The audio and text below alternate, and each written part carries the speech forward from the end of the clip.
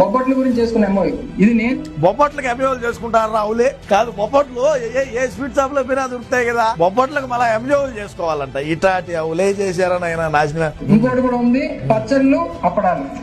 పత్రల్లో అప్పడాలు ఎంజో చేసుకోవాలేమిరా? ప్రియా పత్రాలు లేవా? లేదంటే ఏ బడ్డీ గుడ్లు అయిపోయినా కూడా పచ్చడి దొరుకుతుంది కదా, దానికి మళ్ళా ఎంజో చేసుకోవాలా? ఈ మనం తెచ్చినటువంటి ఘనత మన పార్టీ ఘనత. మనం ఐటీ మినిస్టర్ గా ఎందుకు తోపుడు బండి మీద పత్రాలు అమ్ముకో సరిపోలా? ఇప్పుడు అదే పని చేస్తా ఉంటాం. నాకు తెలిసి ఇటు నాకిచ్చే నేల నాకిచ్చారు. ఇంకోటి అధ్యక్ష, మనం బిర్యానీలో అట్లా వేసుకుంటాం కదా అధ్యక్ష, అల్లం వెల్లుల్లి పేస్ట్, జింజర్ గార్లిక్. ఒరే ఆ మెట్టి తీసుకున్నా నా కొట్టుకుంటా మెట్టన్నా ఇరా కాదు. అల్లం వెల్లుల్లి పేస్ట్ ఎంజో చేసుకున్నాయంట. చెక్క మొగ్గ జాపత్రి బిర్యానీ ఆకు ఇంకా ఏదో ఉంటాయి, వాటిని ఎంజో చేసుకున్నాను. 10 రూపాయలు ఇచ్చే చిల్లర అంగట్లేపు ఇచ్చారు. అది ఎంజో ఎందుకు అవుతుందయ్యా? పచ్చళ్ళు ఏ అంగట్లైపోతే దొరకవు, వీటికి మనం ఎంజో చేసుకోవాలా? ఇంకోటి మామిడి తాండ్ర అధ్యక్ష, మన దగ్గర దొరుకుతుంది కదా అధ్యక్ష అలమండం. ఈ మెట్టు తీసుకోమంటారు మాట్లాడితే మామిడి తాండ్ర ఈయన ఎంజో చేసుకున్నా అంట.